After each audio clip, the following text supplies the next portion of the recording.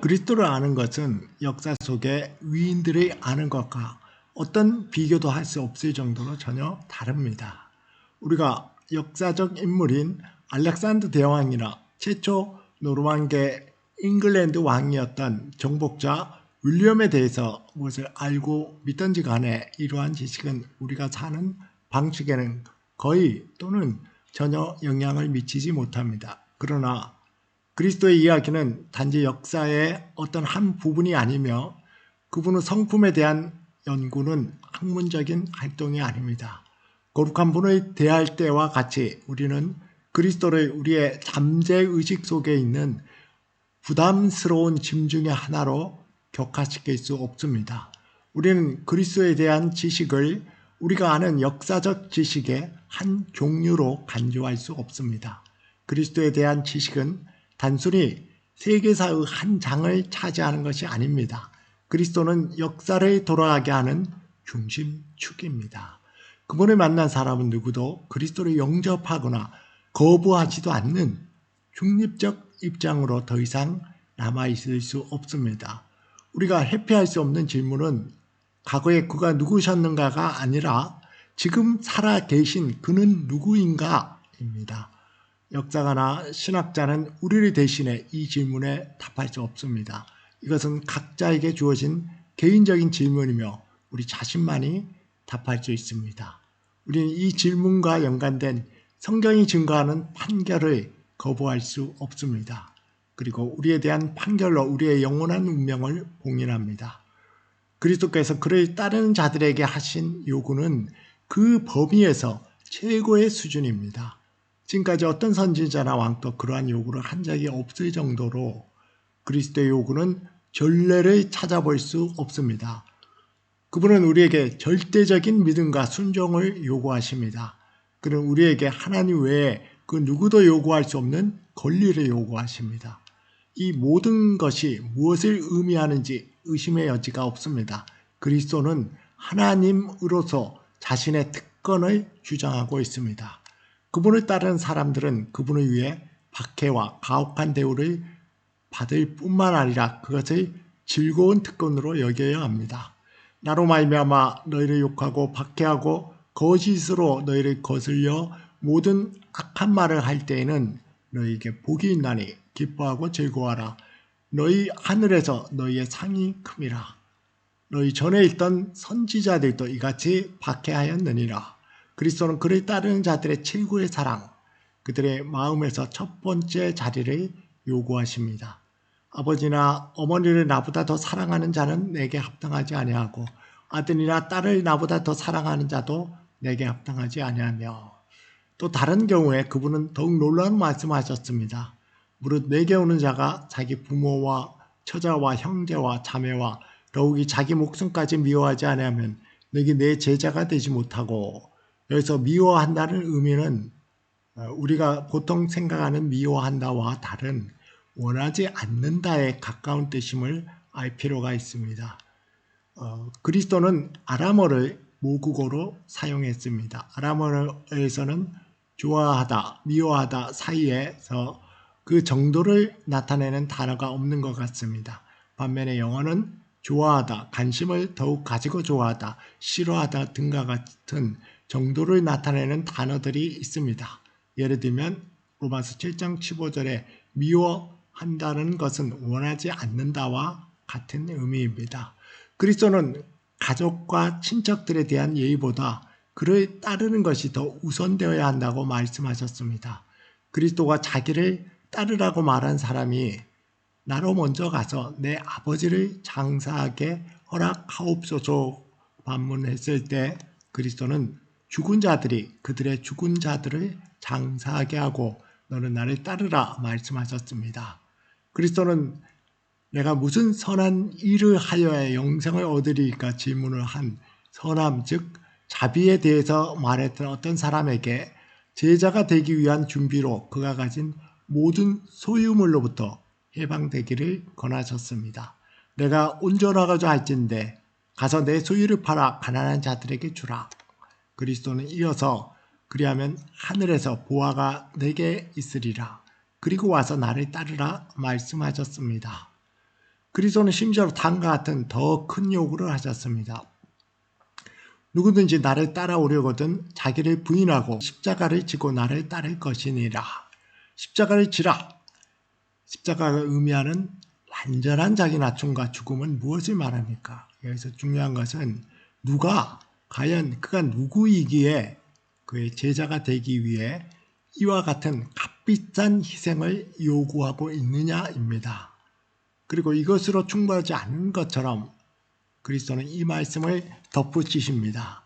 누구든지 제 목숨을 구원하고자 하면 잃을 것이요 누구든지 나를 위하여 제 목숨을 잃으면 구원하리라. 누가 그를 위하여 목숨을 버릴 것을 요구할 수 있습니까?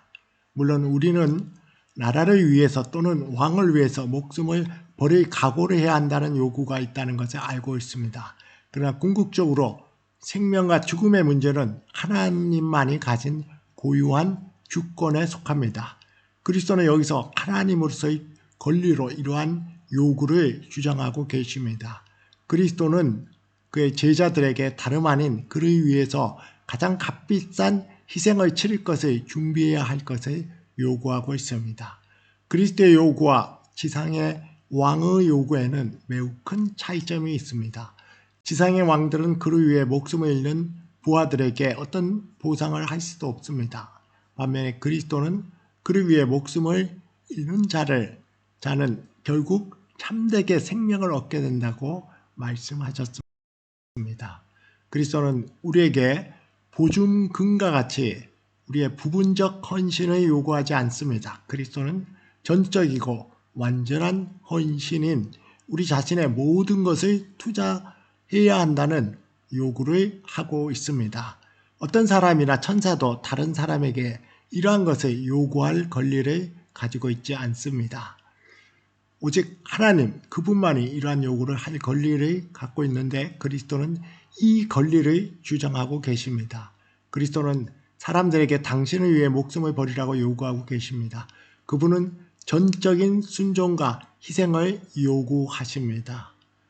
자신의 왕의 부름에 부족한 신하는 반역자입니다.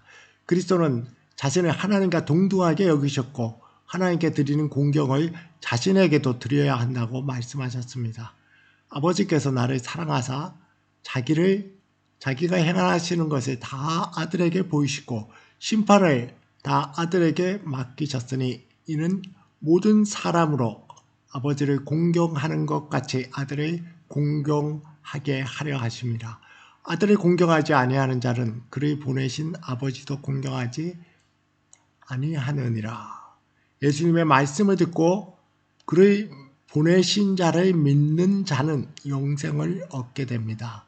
내가 진실로 너희에게 이르노니 내 말을 듣고 또 나 보내신 이를 믿는 자는 영생을 얻었고 심판에 이르지 아니하나니 사망에서 생명으로 옮겼느니라. 왜냐하면 그리스도가 증거하는 하나님을 아는 것이 영생이기 때문입니다. 영생은 곧 유일하신 참 하나님과 그가 보내신 자 예수 그리스도를 아는 것이니이다. 그리스도를 지극히 높여 모든 이름 위에 뛰어난 이름을 주신 분은 하나님이십니다. 누군가 하나님이 그렇게 분명히 말씀했습니까? 의혹을 가지고 시작한다면 이것은 그에게 불길한 전조와 같습니다. 바울은 우리 믿음의 진실성에 대해 간단한 기준을 제시합니다. 바울은 그리스도를 주로 시인하기 위해서는 성령의 능력이 필요하다고 말합니다.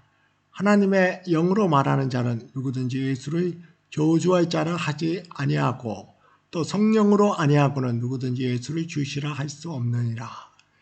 당신의 믿음은 당신 자신에게서가 아닌 성령으로부터 왔습니까? 왜 성령을 통해서만 그리스도를 주님이라고 고백할 수 있습니까? 역사적으로 존재했던 한 인간을 그가 아무리 뛰어난 존재라 할지라도 하나님으로 고백할 수 있는 사람은 아무도 없습니다. 역사적 연구나 직관적인 통찰력이든 그 어떤 인간의 능력으로도 어느 한 인간을 하나님으로 믿을 수 있는 사람은 아무도 없습니다.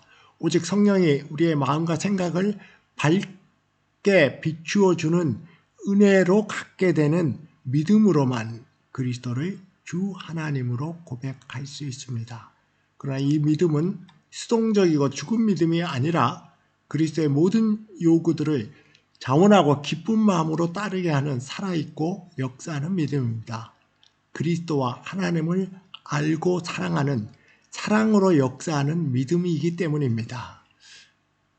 그러므로 성령으로 갖게 된 믿음이라면 지금까지 언급해온 그리스도가 말씀하신 모든 요구들이 기꺼이 자원하는 가운데 자신의 삶 속에 충족되어 가고 있을 것입니다. 반면에 그리스도를 가장 최고로 두지 않고 다른 어떤 것을 더 낮게 여기는 사람이 있습니까? 그에게 이 시험 결과를 받아들일 것인지 물어보십시오. 그리스도를 주 하나님으로 고백하고 그리스도를 따르는 당신의 믿음은 어떻습니까? 당신 자신의 반응은 무엇입니까? 이것이 당신의 구원의 상태입니다. 내가 만일 내 입술로 예수를 주로 시인하며 또 하나님께서 그를 죽은 자 가운데서 살리신 것을 내 마음에 믿으면 구원을 얻으리라. 아멘.